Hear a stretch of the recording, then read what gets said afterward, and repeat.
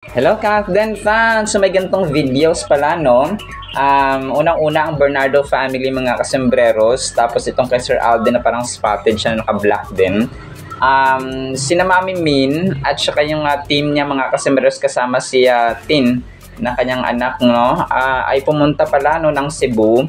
Nakita ko tong post dati ni Ibarra na parang words lang siya na niya informing na yung sa EDUC Circle. Nagkataon kasi na nagkasabay, no, yung EDUC Circle, mga kasembreros, at saka yung lindol o pagpunta ni na Mami Min sa Cebu, mga kasembreros, para nga maghatid ng relief goods. Kaya hindi na sumama si Catherine, and siguro isa sa mga iniisip nila ay baka dumugin ng si Catherine doon, kung kaya sina Mami Min na lang yung pumunta. Grabe, no? 5-minute video itong kina Mami Min. Nagulat ako kasi akala ko walang video. Kung kaya sabi ko may video pala, no, na ganito, mga kasembreros, no, nagpe-prepare sila ng mga relief goods, and hindi tinipid yung kanilang relief goods, mga kasembreros, kasi marami ang kanilang binibigay, mga kasembreros, parang sa isang bag siya. Tapos nung paubos na ay yan, mga pakonti-konti na lang yung binibigay, mga kasembreros. Pero malata mo talaga na hindi tinipid, mga kasembreros, no, yung kanila ko, syempre, no, talagang giver at saka very kind sina Mami Min, mga kasembreros. Talagang andun yung pursige at saka determination nila. May mga karton, karton talaga, mga kasembreros. Parang hindi talaga siya tinipid kasi nga unang-una mayaman sila, and mayaman sila sa material, mayaman din sila sa pagmamahal, mga kasembreros, no. Parang giving back sa mga tao at sa Diyos, mga kasembreros, na tumulong sila sa mga nasalanta, and nakaka-bless yung Bernardo family kasi parang hindi sila kasi may mamayaman naman na sige, steady na lang tayo, ganyan, pero sila hindi, talagang lumalabas sila sa kanilang bahay, lumalabas sila para puntahan talaga yung mga affected ng ng calamity, mga kasembreros. Panoorin natin ito mamaya, kasi 5-minute video ito. Magna-next item na ako, mga kasembreros. So itong si Sir Alden ay spotted siya, no, although medyo malabo lang yung video. Kaka-upload lang kagabi, mga kasembreros, no, ng isang fan. Parang binivideohan niya, sir, nahihiya siya mag-video kasi medyo umaalog-alog yung kanyang camera, mga kasembreros. Pero si Sir Alden dito ay parang spotted siya, no. Hindi ko alam kung isang isang restaurant or reception ng isang hotel, or parang pantry ng isang establishment or hotel, mga kasembreros. Si Sir parang hindi siya parang nag-iisa lang siya dito, siguro nagbumuni-muni, or sa isang gym ba ito or something, or sa isang resort, hindi ko alam parang limited yung wala ring comments sa dito sa caption. Pero ito po ay nagulat ako na mayroong ganito Sir Alden na naka-short siya, tapos naka-black, tapos may time na nagmumuni-muni si Phenomenal Box Office Cinema King, mga kasembreros. So ayun po. And then ito, so spotted din siya, no, kagabi ito na post, mga kasembreros, parang sa BGC something, si Sir Alden. Parati naman siya dito, no, sa BGC, mga kasembreros. So nagpa-picture ang isang fan dito, naka-black si Sir Alden, tapos naka-white na cap, and then parang may hawak-hawak siya, hindi ko alam kung ano itong hawak niya, parang cover ng cellphone or something, mga kasembreros. Tapos sobrang tangkad ni Sir Alden, no, kasi 5'11" yung height niya. So yun po, and sobrang parang lumilitaw yung kanyang pagka puti, no, pagka tisoy, mga kasembreros, kasi nga puti at saka makinis si Phenomenal Box Office Cinema King, mga kasembreros, at saka si Asia's multimedia superstar. So talagang mapalad si ma'am kasi nakapagpa-picture siya, nakapag-selfie, mga kasembreros, no, kay Phenomenal Box Office Cinema King. And then ito, si Ma'am Catherine naman, doon sa EDUC Circle, of course, no, hindi mawawala ang group picture, mga kasembreros. Nag-group picture sila doon. Maliit lang pala siya, no, pero madami ang jam pack siya. Maliit lang yung area na kanilang pinunta, parang venue, mga kasembreros, pero sobrang daming tao.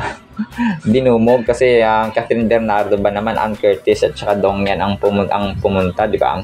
So parang parang hindi ganong bongga yung kanilang venue, pero pumunta ang mga sikat na artista, di ba? Grabe, mga kasembreros. So Dongyan, Ann Curtis, and then si Ma'am Catherine, of course, no. So nakakaano, parang kakaiba yung ginawa nilang setup kasi 'di ba yung JMMSF, yung Guillermo Mendoza, yung talagang sa teatro, no, sa para sa teatro sila na malaki yung venue, yung Edits Choice Awards, no, and yung tawag dito, yung FAMAS, of course, no. Pero dito lang talaga pumunta si Ma'am Catherine, mga kasambreros, napaka-unpredictable. So dito of course ay hawak-hawak niya, no, yung kanyang trophy, mga kasambreros, na grabe, ang dami pala silang influential celebrity of the year. Hinahanap ko talaga dito at saka inaantay yung kay Sir Alden, pero wala, mga kasambreros. So next item natin, mga kasambreros, ito na yung video, no, ng GAOC na GAN Advanced Osseo Integration Center. So ito yung parang isa sa mga sa Cebu na tinulungan din ni Alden, mga kasambreros, no, sa kanilang foundation para magbigay ng tulong sa mga biktima doon sa Cebu, mga kasambreros. So kahapon kasi ay yung picture lang yun ay pakita ko, ngayon ay ito na yung video, mga kasambreros. So pumunta talaga siya doon pala, no, doon sa GAOC, mga kasambreros, para mag-abot ng tulong sa mga biktima. So nakakatuwa at nakaka-bless lang, mga kasambreros. And then ito, next item natin, mga kasambreros. So yung kanta ni Ma'am Jonalyn Viray, parang ginawa ng music video, no, ng isang fan, mga kasambreros. Alam ko dating teleserye pa ito ni Sir Alden, na naka-gray na hook siya, tapos parang jacket na may hook, mga kasambreros. Tapos nagtanggal siya ng hook ng jacket, mga kasambreros. So tapos ang kanta dito ay yung kanta ni Ma'am Jonalyn Viray na Ikaw pa rin ang hanap ng pusong ligaw. Kasi di ba magkakaroon sila ng concert sa November, mga kasambreros. So kung kaya parang ginawan ng parang music short na music video ng isang fan, mga kasambreros, si Sir Alden dito. And then ito, so ang kulit ng ginawa ng isang fan dito, no, inedit niya yung si Mami Min, si Kat, and then si Sir Alden sa isang frame or sa isang picture, mga kasambreros. Blind Item University. Tapos ay parang magkadikit silang tatlo, pero ito po ay edited lamang, mga kasambreros, no. Yung itong kay Sir Alden ay parang sa Casino Plus niya yata na outfit. Tapos itong kay Kath ay dati pa niya na outfit, mga kasambreros. Pero alam na natin, nagkakasama dito ang tatlong ito, mga kasambreros, dati sa Hello Love Again, pero ngayon busy lang talaga sila sa kanilang mga ganap, mga kasambreros.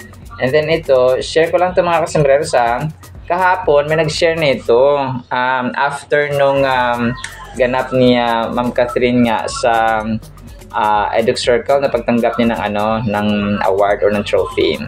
Tapos nilabas nila to, akala ko recent. Tapos kasi sabi ni Ma'am Catherine dito ay parang si Daniel Padilla may tatapusin na project, tapos mag-break si Ma'am Catherine. Tapos si Daniel Padilla parang tinatanong dito ng reporter. Tapos parang sinasabi niya yung ganap ni Daniel Padilla. Tapos sabi ko, parang ba't alam ni Ma'am Catherine, at saka parang normal na lang na alam niya yung mga ganap niya or yung mga projects niya, ni Sir Daniel Padilla. Sabi ko parang, tapos nung sa comment, akala ko bago. So 2023 pa pala ang video na ito, mga kasunod during A Very Good Girl, mga kasambreros. So kinabahan ako, sabi ko parang okay na ba sila? Parang tapos magkakaroon pa sila ng project together, sabi dito. So yun nga, no? Hindi pala. So old video pala ito, mga kasambreros. So kung kaya parang medyo payat kasi yung Catherine dito. So tapusin muna siguro yon. I'll take a short break lang and then tsaka i-discuss ko anong gagawin. Pero next na kay DJ with DJ. No, si DJ gagawin niya yung solo movie niya. Magsa-start na siya sa November. So yun yung focus din ng Star at Sister Now. Para gawin yung, ang ganda din ng concept dun sa movie niya. Kailangan nilaban. But that's for next year. Pero pag may final na announce namin kung ano yung next na gagawin for... Last lang, Kathleen, quick reaction. Ang dami nagsasabi na sana gawin daw series yung A Very Good.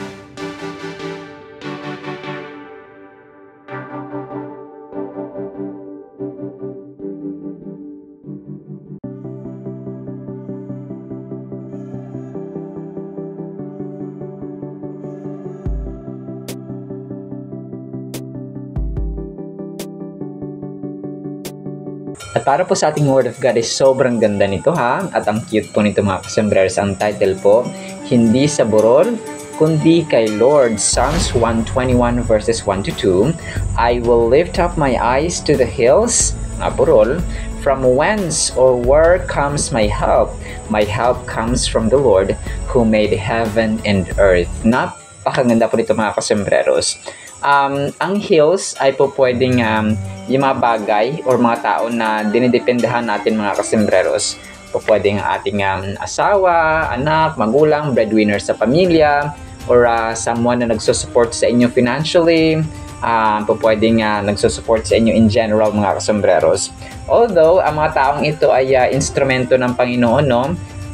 Para tulungan tayo and then ipakita yung kanyang support and help sa atin. Kasi yung ating asawa, anak, or magulang, they are the representations or instruments mga kasembreros ng tulong ng ating Panginoon because ang Diyos natin ay yung support natin in terms of trouble or in times of trouble mga kasembreros.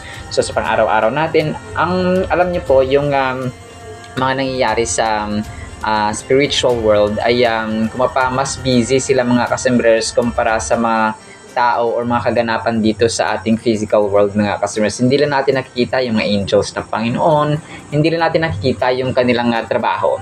And yung hills or mga burol may also represent yung Diyos-Diyosan, no? Kunwari, yung mga tao ay umaasa sa mga Diyos-Diyosan, no? Sa mga santo-santo. So, doon sila nananalangin and so on mga kasembreros ay na kung saan ay sobrang galit na galit ang Panginoon. Kasi nga, di ba, ang pinakaunang utos ng Panginoon ay huwag kayo magkakaroon ng ibang Diyos maliban sa Kanya or huwag tayo magkakaroon ng ibang Diyos maliban sa Kanya mga kasembreros. Kasi siya lamang, no, nag-iisa lamang ang Diyos mga kasembreros sa ng lumikha ng langit at ng lupa. Kung kaya ang pagsamba sa mga Diyos-Diyosan ay talagang galit na galit ang Panginoon mga kasus because He is a jealous God. So dito, no, sabi dito sa Psalms 121 verses 1 to 2, ito ay comforting na yakap sa atin, no, na nagmumula sa ating divine creator. Sa Diyos mga kasembreros, assuring us na ang Diyos po natin ay patuloy na nagsusupply at saka parating na andyan sa atin mga kasembreros yung kanyang presence, yung kanyang support sa ating buhay. And sometimes tayo lang nawawalan ng time para ibuka yung ating bibig para magpasalamat, no? Marami, no, yung pagkain natin, yung safety, yung protection, no, yung yung second chances, third chances, and daming chances na binibigay niya sa atin mga kasembreros. And of course, no, yung mga protection niya sa atin sa mga calamities, no, talagang dito namin na-realize talaga yung impact, yung grabing tulong at protection ng Panginoon sa atin na tayo po ay nakasurvive, no, at nakakasurvive mga kasembreros sa mga calamities na nangyayari po sa atin sa ating bansa mga kasembreros. Yung isang bagay kasi hindi mo siya ma-appreciate kung hindi mo ma-experience, no, hindi mo maranasan mga kasembreros. So let's say yung kagalingan, no, yung financial support, no, hindi natin ma-appreciate kapag hindi natin na-experience mga kasembreros. And talagang kami dito ay talagang lubos million na pasasalamat ang amin pong ibinibigay sa Panginoon because He has been a protector. Pinaranas niya muli sa amin yung kanyang protection sa isang kalamidad na alam natin na delikado, no, mga kasembreros. So it reminds us that no matter what challenges or uncertainties we may face, we can always turn to God for protection and guidance. The imagery of looking up to the mountains or hills symbolizes seeking help from a higher power, a source of strength and stability that transcends our human limitations. So yung tingin natin sa mga hills or sa mga mountains mga kasembreros na nagre-represent ng higher elevation kasi di ba ang mga mountains sa mga burol ay mas mataas sila sa atin. So that means na tayo po ay humihingi tayo ng tulong mula sa isang tao, sa isang Diyos na mas mataas sa atin. And that higher power is none other than ang ating Diyos, mga kasembreros, na mas mataas at kung mapa beyond human limitations, beyond human skills, intelligence, and wisdom, mga kasembreros, ang dulot at ang taglay ng ating Panginoon. So reflect on these verses as we consider the significance of placing our trust in God's unwavering care. So how does it feel to know that we are not alone in our struggles and there is a loving presence watching over us at all times? So, di ba, grabe, hindi na siya touching nakaka-overwhelm, mga kasembreros, na ang Diyos natin ang ating refuge, ang ating kalakasan, ang ating ever-present help, no, in time of trouble. That's Psalms 46, verse 1, mga kasembreros. So, ever-present. Pag sinabing ever-present kasi, ano siya mas mabilis pa siya sa mga 911, sa mga emergency calls, sa mga emergency hotlines. Mas mabilis pa siya sa mga nagre-responde, no, sa anumang calamities, or kung sino mang tao, mga kasembreros, or any groups or organizations na tao ang may gawa. So ang Diyos natin, ever-present siya. Kahit saang may sakuna, kapag tayo nanalangin, kapag tayo ay dumulog sa Kanya, He will be there automatically, instantly, in just 1 millisecond, mga kasembreros. So ang verse na ito, no, Psalms 46:1, ay nag-reinforce ng idea at katotohanan, no, truth, that God is our constant source of help. Also, Isaiah 40 verse 31, no, ang ganda rin nito, mga kasembreros, emphasizes the renewal and strength that comes from relying on God. Also, Proverbs 3:5-6, no, nag-encourage sa atin na magtiwala tayo sa Panginoon, mga kasembreros, because yung kanyang guidance, yung kanyang support ay parating present at available para sa accessible ba, no, anytime, anywhere, mga kasembreros. So sabi nga dito sa verse natin, I lift up my eyes to the mountains or hills, no, pagpalagay natin tayo yon, ako yon, no, we, no, I lift up my eyes to the mountains signifies looking up for help, seeking something greater than oneself. So mas mataas, no, sa mountains, mas mataas sa atin. So that is God, mga kasembreros. In ancient times, mountains were often seen as places of divine presence. So sa Old Testament kasi, yung mga mountains, yung mga mataas na lugar, ay nagre-represent yun ng divine presence ng Panginoon. Let's say yung sa Mount Sinai, Mount Zion, no, talagang andun yung presence ng Panginoon, mga kasembreros. Where does my help come from? No, saan daw nagmumula ang ating tulong? Sets the stage for the profound answer that follows, emphasizing the need for divine assistance. So, divine assistance ang pinag-uusapan natin dito. My help comes from the Lord affirms that our ultimate source of help is God, or is of God, or is from God, mga kasembreros, no? Not human strength or resources. So ito, yung Diyos natin kasi, mga kasembreros, ang nagsusupply sa atin ng strength, di ba, ng kalakasan. Hindi natin nakikita na kagaya ng, kunwari, nagpapalagay tayo ng gasolina, na mag-charge tayo sa cellphone. So, hindi man natin literal na nakikita, mga kasembreros, na ito yon, no, ito yung si Lord ang nagsusupply sa atin ng kalakasan. But in spiritual kingdom, alam natin at saka naniniwala tayo in faith. At as stated din sa Biblia, mga kasembreros, na ang Diyos po natin ang source ng ating kalakasan at ang source ng ating tulong or assistance, mga kasembreros. So, ang Diyos natin na siya yung maker of heaven and earth, mga kasembreros, ay naghahatin dito ng omnipotence. Ng yung kanyang kalakasan ay tayo kasembreros because He is God and His sovereign, mga kasembreros, reminding us that the Creator of all things is more than capable of providing the help we need. So napakaganda, no? Kasi ang verse na ito ay talagang nag-encourage sa atin na hindi lang sa bundok, mga kasembreros, nagmumula sa ating tulong, kundi higher, highest, actually, no? Walang kapantay at walang katulad, walang equal na Diyos ng mga Diyos at Hari ng mga Hari, ang Diyos ng Abraham, ni Isaac at ni Jacob, at ang Diyos ng Israel, mga kasembreros. So, as a final thought, no, ang Psalms 121 verses 1-2 ay nag-envision ng yung hills, yung mga burol, mga kasembreros, ay ang ating challenges at saka triumphs at the same time. So, ang mga burol ay representation ng problema at tagumpay at the same time. So, So yun, no? Talagang tayo magtiwala sa Panginoon because He is our unwavering and endless support, mga kasambreros, ang ating Diyos po. Alright, sinama sa ating Word of God, ha? No, pagpalain po tayo ng pag-ibig, pananampalataya, no? At saka paghingi at humility, mga kasambreros, sa paghingi ng support and tulong sa ating Diyos na makapangyarihan sa lahat. In the mighty name of Jesus we pray. Amen and amen. See you sa next segment, mga kasambreros. Paalam po.